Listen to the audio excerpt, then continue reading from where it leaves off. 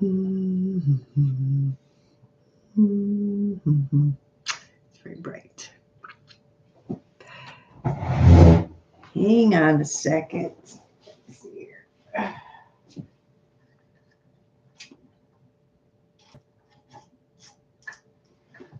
All right.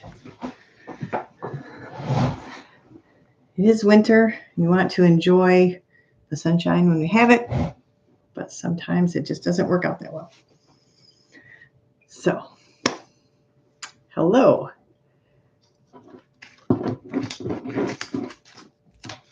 Still trying to get my setup good.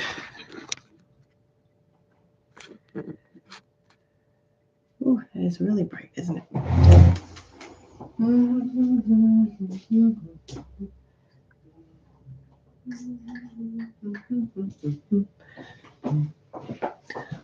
All right. Well, thank goodness for editing. Hello, fellow Ishies. All right.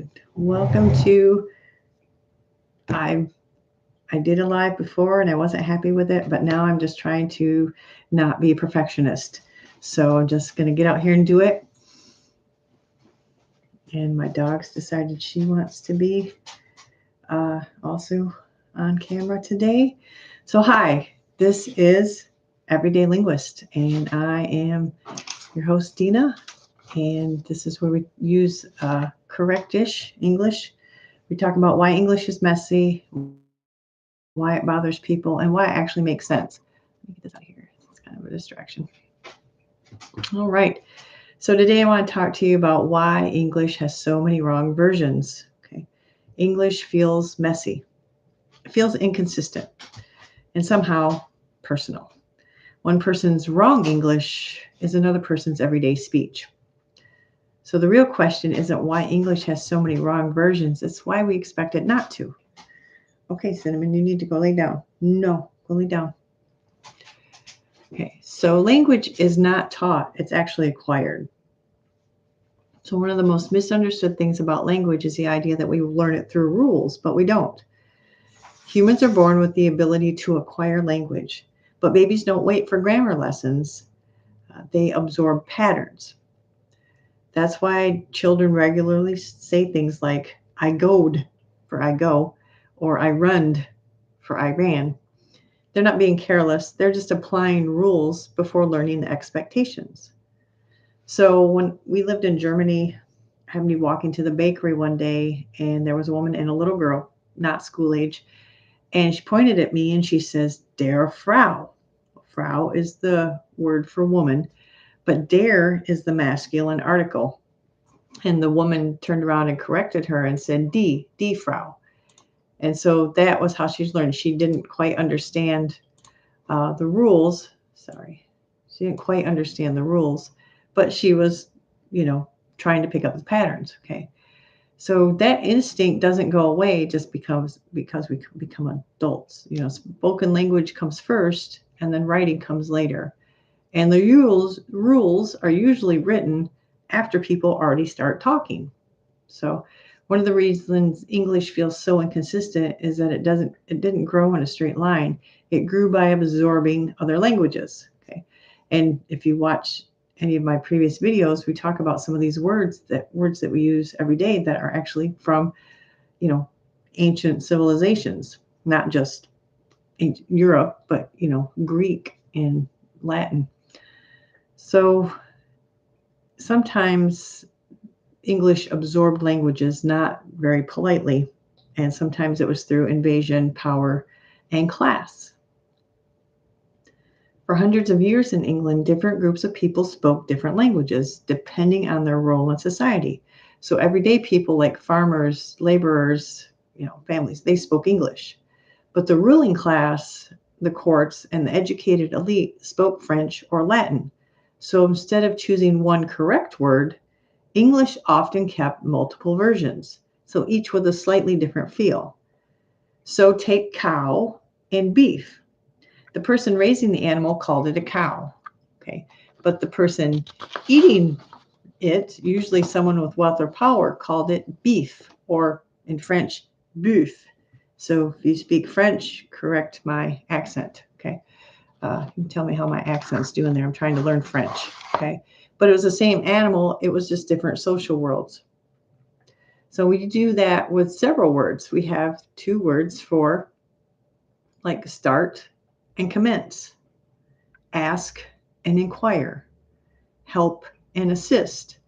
Now, some of those words feel a little bit more formal than other ones, right? And this is why. So English kept both words quietly and taught us when to use each.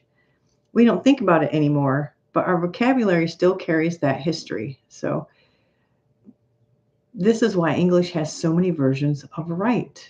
It's not because people are careless or uneducated. It's because English remembers where it's been. What we now call proper English often just reflects who had power at the time. It's not a judgment. It's just how languages work. So also when people move, the language moves with them.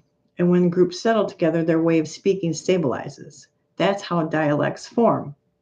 There's a really good book that talks about the 5 great migrations from different parts of England and Wales, and how people from, say, Wales settled in one specific area.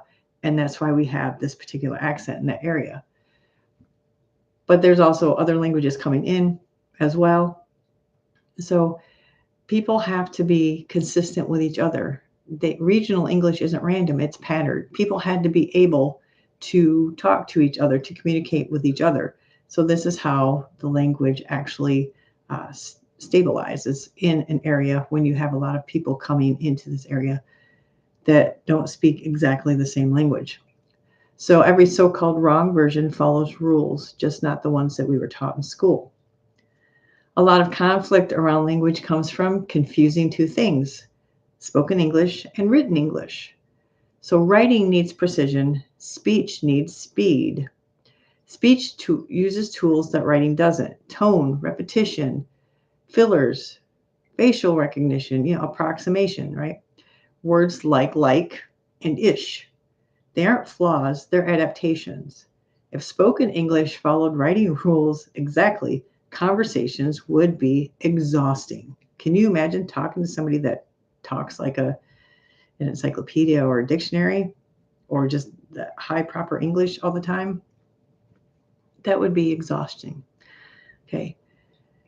So language isn't just about communication, it's about identity. So the way we speak tells people where we're from, who we grew up around, and what groups we feel a part of. So I grew up traveling a lot to Arkansas, Missouri. My grandparents are from Arkansas. My mom was from Missouri. And then we moved north to Michigan. And so we would go back quite often. But when I started traveling more, I remember being in California, and I went to order a pop. And the guy says, "Oh, you must be from the Midwest." And I was like, "How does he know? Somebody been following me? Am I on candid camera?" And he says, "No, you just used the word pop." And I never thought of it because that's just the word we use. So people can tell a lot, and I have been mistaken for a Canadian. Again, depending on who I'm talking to and who I'm hanging around, right? So anyways, it does affect, it tells where we're from. And I remember a rather traumatic experience when I was young. Now, my mom, it was really interesting. My grandparents, part of my grandparents' family generation moved up to Michigan, and part stayed in the South. And my grandparents' generation, most of them never lost their Southern accent. So my name was not Dina, it was Danny. They never lost their accent. And even some of my mom's generation still had that Southern accent, even though we lived in the North. And I don't know where my mom got this, but she never said orange. She said orange. And I remember being in school, and the teacher would ask what that color was, and I said orange, and I got made fun of because I didn't say the word right. And so now I say it correctly, but I don't know where my mom got that from. I don't remember my grandparents ever saying orange. But, my grandma, still to the day she died, she said yuns. So, not y'all, yuns. So I remember those things, and sometimes some of those things stick. But it told kind of where I was from, where my family was from. And so when language changes, it can feel like something familiar is slipping. I am definitely, since I've traveled more, I'm definitely more aware of how I speak. And it's kind of an interesting study. I've learned a few languages. And so, anyways, but that's just to say that standard English isn't better English. The English we learned in school is not better. It's just the version that gained power through institutions like printing, schools, and media. And that makes it useful, but it's not morally superior. So most people are bilingual without even realizing it. One version for writing and one for speaking. Actually, I have found out there are actually two versions for speaking, but most people are unaware of it. And there'll be more on that later because we do it subconsciously. So, anyways.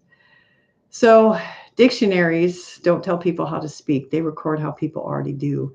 And that's why words like ain't, supposably, and newer meanings of literally show up, even when people protest, because language doesn't ask permissions. It just follows what we actually say sometimes. So English isn't broken. It's layered, it's adaptive, and it's deeply human. So once you understand that, wrong English starts to look a lot more like English doing exactly what it's supposed to do, and that is adapt to culture, show identity. So this is correctish English. It's curious. It's not judgmental. So anyways, I would like, if you got any value from that, hopefully my videos will get better. Just be sure to hit like and subscribe for more interesting little things on English and why we say what we say. We'll see you next time.